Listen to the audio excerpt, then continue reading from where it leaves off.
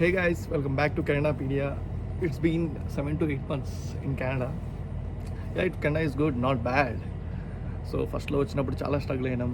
ఒక 1-2 months last డిసెంబర్లో వచ్చినాం మేము. ఇట్స్ August 1, ఆల్మోస్ట్ 8 మంత్స్ అయిపోయినాయి. సో ఫస్ట్లో వచ్చినప్పుడు అయితే అసలుకి ఏందిరా నాయన ఎందుకు వచ్చినాం రా బై కెనడాకి, మంచిగా ఇంటి దగ్గర అంత మంచి లైఫ్ ఉన్నది ఎందుకు వదిలేసి వచ్చినాం రా అని ఇక్కడ పార్ట్ టైమ్స్ కోసం తిరిగి అదే అలసిపోయినా బై. ఆ వింటర్లో చలికి అసలు ఎట్లా దిగినామో మాకే అర్థం కాలేదు. ఇంకోటి ఏంటంటే ఇక్కడ రిఫరెన్స్ మెయిన్, రిఫరెన్స్ లేకపోతే జాబ్ లేరు అంటారు, బట్ రిఫరెన్స్ లేకపోతే జాబ్ తెచ్చుకోవచ్చు. టాలెంట్ ఉండాలి, ఇంటర్వ్యూస్ మంచిగా ఇచ్చి రావాలి, కాంటాక్ట్స్ పెంచాలి, మేనేజర్స్తో మాట్లాడాలి, ఏదైనా మేనేజ్ చేసేటట్టు ఉండాలి main. And certifications is very important. So దీని తర్వాత వచ్చేసరికి మనం లైఫ్లో ఎప్పుడైనా వండుకున్నామా నాయన, ఒకసారి కూడా వండుకోలేదు నేనైతే. ఇక్కడికి వచ్చిన తర్వాత తెలిసింది వండుకోవాలరా నాయన, లేకపోతే ఎవడు పడ వడ్డీ పెట్టడాలి. సో చిన్నగా కుకింగ్ కూడా నేర్చుకున్నాము, మనకి ఇప్పుడు మనమే ఓన్గా కుక్ చేసుకుంటున్నాం. ఇంకోటి ఏంటంటే అసైన్మెంట్లు, క్విజ్లు, కాలేజ్ పోవాలి రోజు. అరే ఏంద్రా పోయి అసలుకి పోకపోతే మార్కులు వేయడు, మళ్ళీ పార్ట్ టైమ్స్, అసలు టైం మేనేజ్మెంట్ ఎట్లా రా పోయి అసలు అర్థం కాలేదు. సో చిన్నగా అన్నీ నేర్చుకున్నాం. మళ్ళీ సెకండ్ ఇయర్ కోర్సులు అది ఇది ఫీజులు కట్టుకోవాలి, పైసలు సేవ్ చేసుకోవాలి, చాలా ఉన్నాయి. మళ్ళీ గ్రోసరీ అది ఇది it's a very weird moment. But ఇండిపెండెంట్గా ఎట్లా ఉండాలి అనేది నేను నేర్పిస్తుంది కెనడా. ఎక్కడైనా అబ్రాడ్లో వెళ్ళి ఇంటర్నేషనల్ స్టూడెంట్స్కి మెయిన్ అయితే ఇదే. అసలు మనం ఎట్లా ఇండిపెండెంట్గా ఉండాలి, ఎవడి మీద డిపెండ్ కాకుండా. మన డబ్బులు మనం సంపాదిస్తున్నాం, తింటున్నాం, పండుతున్నాం, లేస్తున్నాం.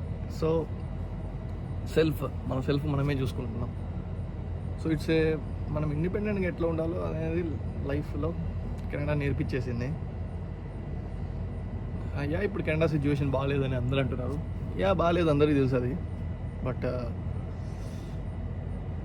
బాగలేదని చెప్పి వెనక్కి వెళ్ళిపోతామా? వెనక్కి వెళ్ళలేముగా. ఏదైనా సిచ్యువేషన్ మనకు అనుకూలంగా మార్చుకోవడమే అంతే. ఫస్ట్లో వచ్చినప్పుడు నేను అనుకోలే, అరే అమ్మ ఎప్పుడో బ్యాగ్ చదువుకొని వెళ్ళిపోవాలని అని. బట్ ఇప్పుడే అనిపిస్తుంది, నేను బ్యాగులు చదువుకొని కూడా ఏంది, ఉంటే ఇక్కడే ఉండాలి నాయన పర్మనెంట్గాని. So it's a very good life, peaceful life. Main అసలు పీస్ఫుల్. ఇక్కడ ఎవరికి సంబంధం ఉండదు, మన పని మనది. పక్కనోడు ఎవడో, మా నైబర్ ఎవడో కూడా మాకు తెలియదు ఇప్పుడు దాకా, ఆల్మోస్ట్ 8 months. సో ఎవడికి సంబంధం ఉండదు, ఎవరి లైఫ్ వాడిది. తిన్నామా, పడినామా, లేచినామా, పని చేసుకున్నామా, ట్రిప్స్ పోయినామా. సో అది నాకైతే నచ్చింది. నేనైతే ఇదే లైఫ్ కోరుకున్నా. సో నేను ఏదైతే లైఫ్ కోరుకున్నానో సో ఆ లైఫ్ వచ్చేసింది అనుకుంటున్నా. ఇన్ ఫ్యూచర్ ఇంకా అన్నీ వస్తాయి, ఇక అంతే. చిన్నగా అన్నీ ఒక్కొక్కటి పని చేసుకుంటూ రావాలి. అన్నీ అయితే ఎవ్రీథింగ్ ఈజ్ పాసిబుల్. జస్ట్ మనం హార్డ్ వర్క్, మన బెస్ట్ మనం ఇవ్వాలి. So I hope.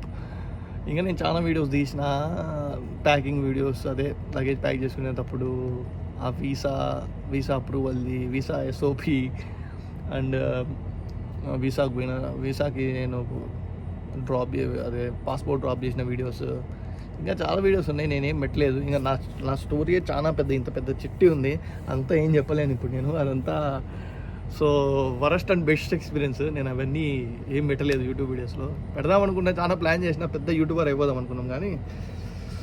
So but అంత ఇంట్రెస్ట్ అది ఇప్పుడు కూడా అసలుకి చేద్దామా వద్దా, మనకి ఎందుకురా ఇవన్నీ అనిపించింది ఒకప్పుడు. బట్ ఎట్లనో స్టార్ట్ చేసినాంగా, ఒక వీడియో అయినా చేద్దాం. కెనడాకి వచ్చిందో సరే, వీడు వచ్చిండా వల్ల ఇట్లా వీసా వచ్చిందా లేదా, ఇన్ని ఐఎల్స్ వీడియో చేసిండు అని అనుకోకుండా ఈ వీడియోతో పెడుతున్నా. Okay, see you guys, have a great day.